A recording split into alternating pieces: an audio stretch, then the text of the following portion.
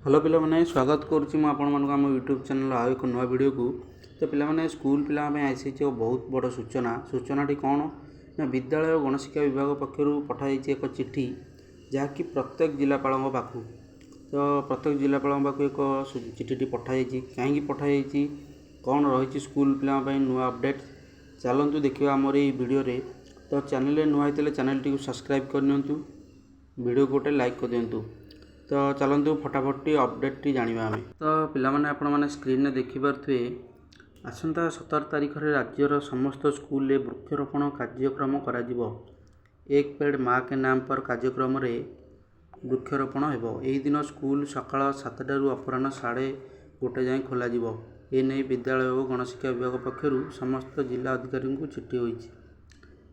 उल्लेखयोग्य आसंता 17 तारिख राज्यर समस्त माध्यमिक और उच्च माध्यमिक स्कूल विशाल चारारोपण कार्यक्रम अनुष्ठित हो। एथिरे समस्त छात्र छात्री सामिल हेबे। राज्यर 2 लाख शिक्षकों नेतृत्व में प्राय 40,000 विद्यालय 15 लाख छात्र छात्री चारारोपण करेंगे। जिला शिक्षा अधिकारी दिग्दर्शन में यह कार्यक्रम आयोजित हो।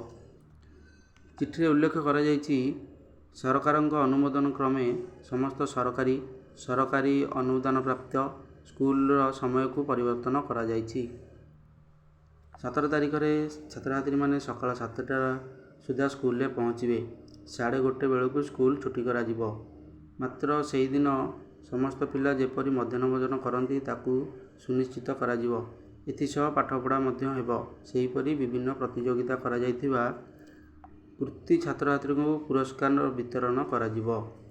तो स्कूल से दिन 1:30 पर्यंत खोला रहिबो।